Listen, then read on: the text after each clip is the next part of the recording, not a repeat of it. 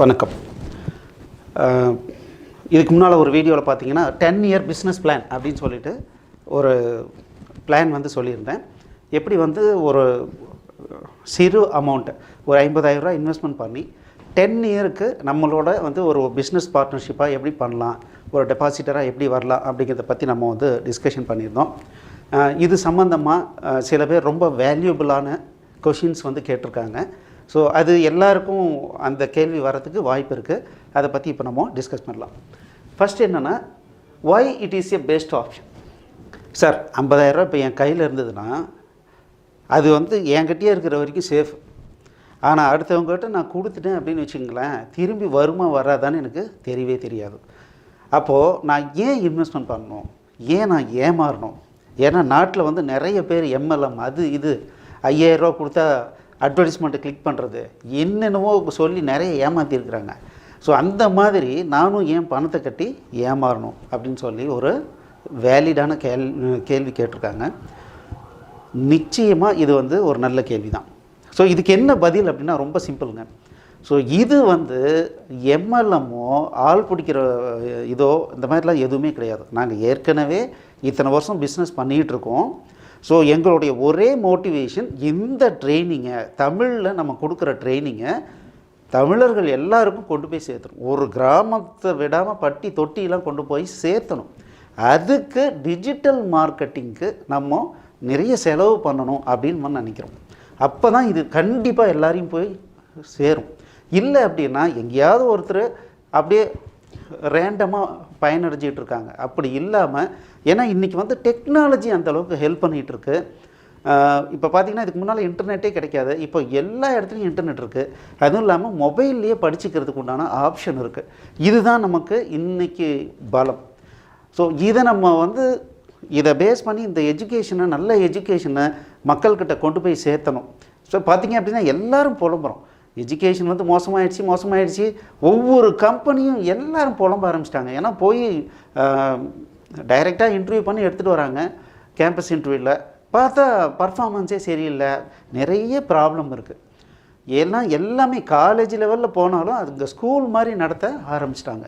So அதனால் நம்மளுடைய நோக்கம் என்ன அப்படின்னா, ஏற்கனவே நாங்கள் நல்லா பண்ணிகிட்ருக்கோம், ஒரு சக்ஸஸ்ஃபுல்லான மாடல் வந்து ரெடி ஆகிடுச்சு, இதை எல்லாருக்கும் கொண்டு போய் சேர்த்தணும், அவ்வளவுதான். அதுக்கு இப்போ நமக்கு வந்து ஃபண்டு தேவைப்படுது. சரி, இப்போ நம்ம இன்வெஸ்ட் பண்ணால் என்ன சார் ஆகும், நமக்கு எந்த விதத்தில் இது பெனிஃபிட் ஆகும் அப்படின்னா ரொம்ப சிம்பிளுங்க. நம்ம கையிலே வச்சுருக்கிற அமௌண்ட்டு 5 வருஷம் கழித்து பார்த்தோம்னா அன்றைக்கி இருக்கிற விலைவாசிக்கு கண்டிப்பாக அதனுடைய காஸ்ட்டு வந்து கம்மியாகிடும், அதனுடைய வேல்யூ கம்மியாகிடும். இன்றைக்கி ஒரு வேலையை வந்து 50,000 ரூபாயில் ஒரு வேலையை முடித்தோன்னா 5 வருஷம் கழித்து அது 1 லட்ச ரூபா இருந்தால் தான் அந்த வேலையை முடிக்க முடியும் அப்படின்னு ஆகிறதுக்கு நிறைய வாய்ப்பு இருக்குது. அது நமக்கு நல்லாவே தெரியும். அப்போது ஒரு பிஸ்னஸ் மாதிரியான ஒரு இதில் நம்ம வந்து இன்வெஸ்ட்மெண்ட் பண்ணும்போது அன்னைக்கு என்ன வேல்யூவோ அதுக்கு ஈக்குவலண்ட்டான ரிட்டர்ன் நமக்கு கிடைக்கும். இப்போது இன்றைக்கி கோர்ஸினுடைய வேல்யூ வந்து நம்ம 1000 ருபீஸ் ஆவரேஜாக ஃபிக்ஸ் பண்ணியிருக்கோம்னு வச்சுக்கோங்களேன். 5 வருஷம் கழித்து நிச்சயமாக இதனுடைய காஸ்ட்டு 1500 ஆகலாம். அப்போ என்ன ஆகும், அன்னைக்கு என்ன வேல்யூவோ அதுக்கு தகுந்த மாதிரி நம்மளுடைய மணி வந்து நமக்கு ரிட்டர்ன் ஆகிறதுக்கு வாய்ப்பு இருக்குது. இப்போ எல்ஐசியில் பார்த்திங்கன்னா நார்மலாகவே வந்து அங்கே போட்டால் சேஃப் அப்படிம்பாங்க. பட் நம்ம அமௌண்ட்டை போட்டு 5 வருஷமோ 10 வருஷமோ 20 வருஷமோ கழித்து அந்த அமௌண்ட் வரும்போது பார்த்திங்கன்னா அன்னைக்கு அந்த மணி வேல்யூ ஒன்றுமே இல்லாததுக்கு சமம். ஏன்னா எல்ஐசியில் கொடுக்குற இன்ட்ரெஸ்ட்டு உண்மையாலுமே ரொம்ப கம்மி. சரிங்களா? ஒரே ஒரு பெனிஃபிட் என்ன, டெத்தான பெனிஃபிட், அவ்வளோதான்.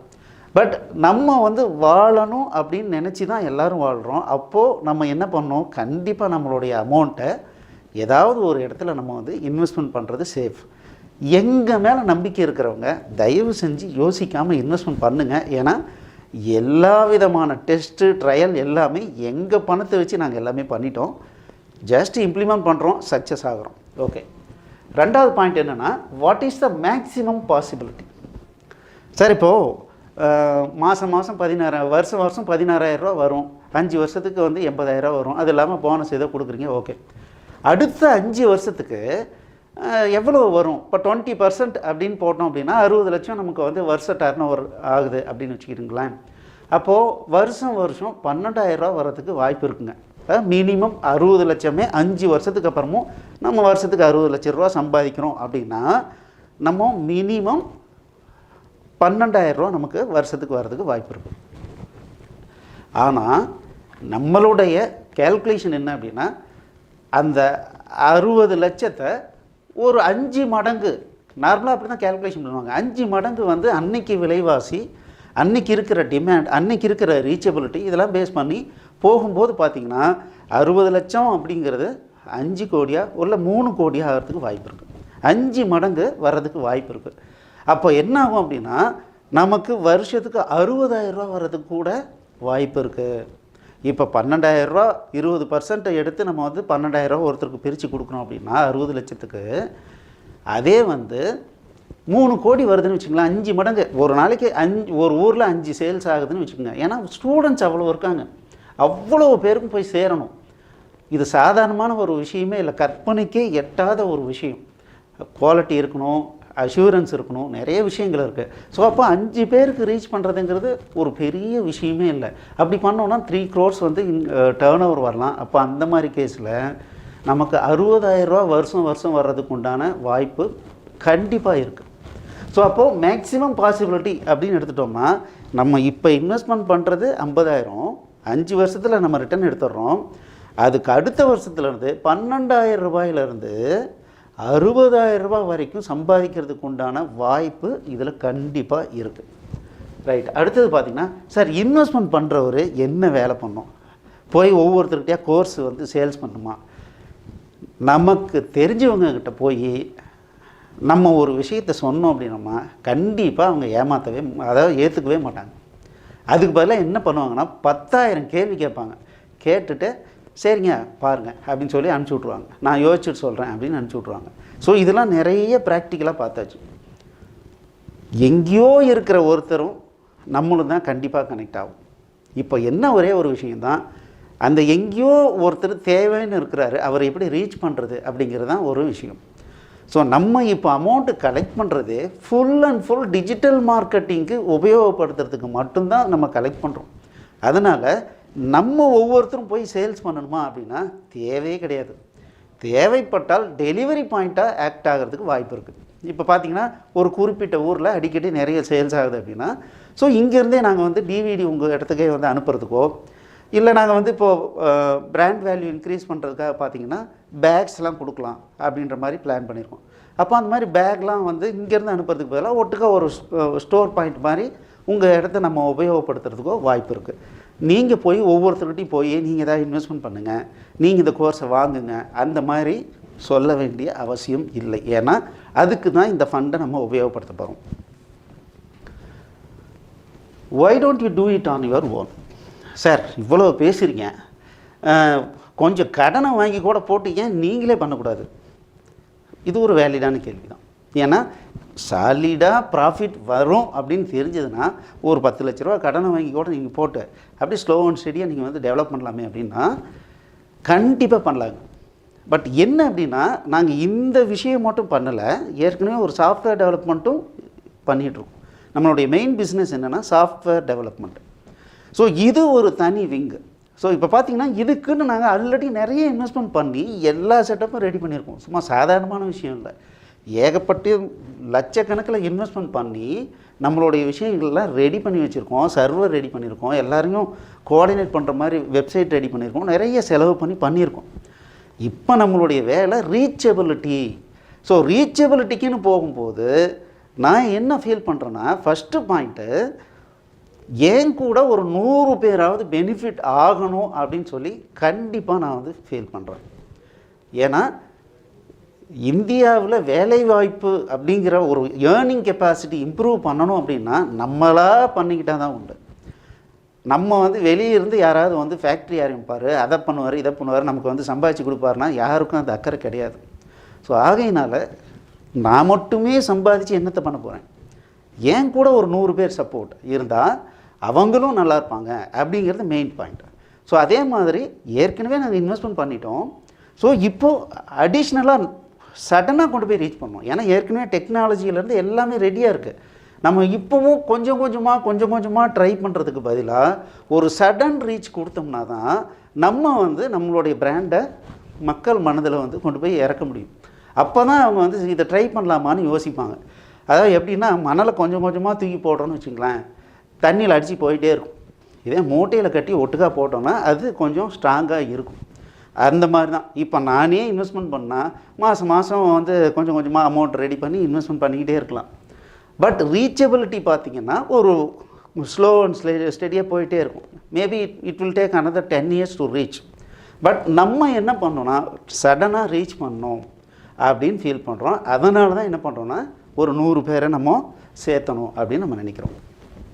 Right sir, possibility of loss. Sir 50,000 கொடுக்குறேன், பிஸ்னஸ் பிளான்லாம் ஓகே, எல்லாம் நல்லா தான் இருக்குது, இதில் லாஸ் ஆக வாய்ப்பே இல்லையா? சார், ஒரு பிஸ்னஸ் அப்படின்னு இருந்ததுன்னா ப்ராஃபிட் மட்டுமே நம்ம எதிர்பார்க்க முடியாது, லாஸும் வர்றதுக்கு வாய்ப்பு இருக்குது. பட் என்ன அப்படின்னா எங்களுடைய ஒரே ஒரு கொள்கை, நாங்கள் லாஸ் ஆகலாம், அடுத்தவங்களுடைய பணம் லாஸ் ஆகக்கூடாது. அதுக்காக ஏகப்பட்ட டெஸ்ட்டு பண்ணி ட்ரையல் பண்ணி எல்லாத்தையும் உருவாக்கி ரெடியாக வச்சுருக்கோம். ஸோ இது எங்களுக்கு தெரியும். கண்டிப்பாக ஒருத்தர் வந்து வாங்குறாரா, வாங்கினவர் ரிட்டனாக வாங்குறாரா, அவர் இதனால் என்ன ஆக்சுவலாக பெனிஃபிட் ஆகிறாரு. ஸோ இந்த மாதிரி நிறைய ஃபேக்டர்ஸ் இருக்குது. இது எல்லாத்தையும் செக் பண்ணிவிட்டு அதுக்கப்புறம் தான் என்ன பண்ணியிருக்கோன்னா இந்த பிஸ்னஸில் இறங்கியிருக்கோம். இன்னொன்று என்ன அப்படின்னா, இந்த பிஸ்னஸ்ஸு இது கூடவே சப்போர்ட்டிங்காக நாங்கள் சாஃப்ட்வேர் டெவலப்மெண்ட் பிஸ்னஸும் பண்ணிகிட்ருக்கோம். சப்போஸ் இந்த பிஸ்னஸில் வந்து ஒர்ஸ்ட் கேஸ், ஆனால் ஃபெயிலியர் ஆகிறதுக்கு 100% சான்ஸே கிடையாது. சப்போஸ் ஏதாவது ப்ராப்ளம்னா கூட கண்டிப்பாக உங்களுடைய ரிட்டர்ன் இன்வெஸ்ட்மெண்ட்டை அந்த ஃபஸ்ட்டு 5 இயர்ஸுக்கு கண்டிப்பாக கொடுப்போம். நம்ம எதிர்பார்க்குற லெவலுக்கு நம்ம விற்க முடியலைன்னா கூட நிச்சயமாக ஒரு லெவலுக்கு நம்மளுடைய இது வந்து விற்றுக்கிட்டு தான் இருக்க போகுது. ஸோ கண்டிப்பாக உங்களுக்கு ரிட்டர்ன் ஆன் இன்வெஸ்ட்மெண்ட் 10 இயர்ஸுக்கு கண்டிப்பாக வரும், யோசிக்கவே தேவையில்லை. அடுத்தது பார்த்திங்கன்னா, ஹூ கேன் இன்வெஸ்ட். சார், யார் இன்வெஸ்ட்மெண்ட் பண்ணலாம்? ஸோ நம்ம ஆக்சுவலாக யாரை எதிர்பார்க்கணும் அப்படின்னா, கையில் கொஞ்சம் சர்ப்ளஸ் மணி இருக்குது சார், நான் ஒரு லேண்டோ இல்லை பில்டிங்கோ இந்த மாதிரியோ வாங்கலாம் அப்படின்னு பிளான் பண்ணியிருக்கேன்.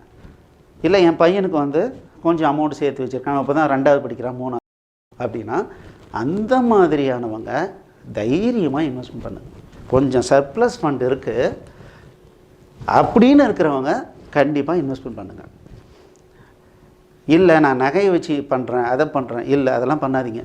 அப்படிலாம் பண்ணவே தேவையில்லை. வேணால் நீங்கள் இப்போயிலேருந்து பணத்தை சேவ் பண்ணுங்கள். அடுத்த முறை வேறு ஏதாவது ப்ராஜெக்டில் நம்ம இன்க்ளூட் பண்ண முடிஞ்சதுன்னா பண்ணிக்கலாம். நாங்கள் இப்போ எதிர்பார்க்குறது எல்லாம் உங்கள்கிட்ட சர்ப்ளஸ் ஃபண்டு இருக்கணும். அந்த மாதிரி ஆட்கள் மட்டும் நம்ம இன்வெஸ்ட்மெண்ட் பண்ணால் போதும். ஏன்னா எங்களுக்கு தமிழ்நாடு முழுவதும் இருந்து ஒரு 100 பேர் கிடைச்சா போதுங்க, அவ்வளோதான். ஏன்னா அதுக்கு மேலே தேவையில்லை. ஸோ அதனால் சர்ப்ளஸ் ஃபண்ட் இருக்கிறவங்க மட்டும் இந்த ப்ராஜெக்டில் இன்வெஸ்ட்மெண்ட் பண்ணுங்கள். அடுத்தது, சார் மாதம் 5000 கட்டலாமா அப்படின்னா, இந்த மாதம் கட்டுறதுங்கிறதே ஒரு ஏமாற்று தான். ஏன்னா உங்களுக்கு நல்லா தெரியும், ஒரு வேகத்தில் 5000 கட்டிடுவோம். ஆனால் அடுத்த மாதம் பார்த்தீங்கன்னா, ஏன்னா நம்ம மாதம் என்ன பண்ணுறோன்னா நிறைய செலவுகள் இருக்கும், அதெல்லாம் நம்ம கண்ணுக்கு தெரியாது. அப்போ ஆட்டோமேட்டிக்காக என்ன ஆகும், அடுத்த மாதம் பணம் கட்ட மாட்டோம், அதுக்கு அடுத்த மாதம் பணம் கட்ட மாட்டோம். அப்போ என்ன ஆகும், ஆரம்பத்தில் ஒரு 5,000 10,000 கட்டின அமௌண்ட்டு அப்படியே போய்டும். ஸோ இப்படி தான் நிறைய நகைக்கடையில், நிறைய எல்ஐசியில் ஒரு வேகத்தில் பணத்தை போட்டுட்டு அந்த பணத்தை எடுக்கவும் முடியாமல், ஒன்றும் பண்ண முடியாமல் அப்படியே ஹேங் அவுட் ஆகி அந்த காசை நம்ம போய் கேட்டாலும் கொடுக்க மாட்டாங்க, அந்த மாதிரி ஆகிடும்.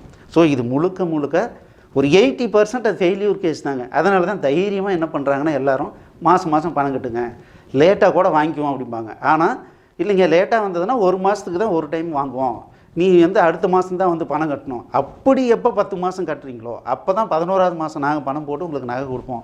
இந்த மாதிரிலாம் நிறைய சொல்கிறாங்க. ஆகையினால் இந்த மந்த்லி பேமெண்ட் அப்படிங்கிறதே கண்டிப்பாக ஒரு ஏமாற்றம். சப்போஸ் இப்போ ஃபீல் பண்ணுறீங்க, சார் நான் இன்வெஸ்ட்மெண்ட் பண்ணணும்னு நினைக்கிறேன், ஆனால் ஒட்டுக்க காசு இல்லை, இப்போயில் இருந்தாவது கொஞ்சம் கொஞ்சமாக சேவிங்ஸ் பண்ணுற பழக்கத்தை ஏற்படுத்திக்கங்க. கண்டிப்பாக அடுத்தது சாஃப்ட்வேரை வந்து ஒரு பெரிய லெவலுக்கு எடுத்துகிட்டு போகிற மாதிரி ஒரு ERP ரெடி பண்ணிகிட்ருக்கோம். ஸோ அப்படி எடுத்துகிட்டு போகும்போது கண்டிப்பாக எங்களுக்கு உங்களுடைய உதவி தேவைப்படும். அப்போ நம்ம சேர்ந்துக்கலாம். Okay, right. இப்போது ஓரளவுக்கு தெளிவாயிருக்கும் அப்படின்னு நான் நினைக்கிறேன். இதுக்கு மேலேயும் உங்களுக்கு டவுட் இருந்தது அப்படின்னா நீங்கள் என்கிட்ட டைரெக்டாக பேசலாம். ஸோ இதுக்காகவே ஒரு நம்பர் வந்து அலோகேட் பண்ணியிருக்கோம், 8508602000. கூப்பிடணும்னு நினைக்கிறவங்க சாயந்தரம் 5லேருந்து 6 மணி வரைக்கும் மட்டும் கூப்பிடுங்க. ஏன்னா மற்ற டைமில் வேறு வேலையாக பிஸியாக இருக்கும். சரிங்களா? இல்லை டைரெக்டாக ஓகே இன்வெஸ்ட்மெண்ட் பண்ணலாம் சார் அப்படின்னு நினைக்கிறவங்க நேரடியாக 8508502000க்கு கம்யூனிகேட் பண்ணுங்கள். Thank you very much. All the best.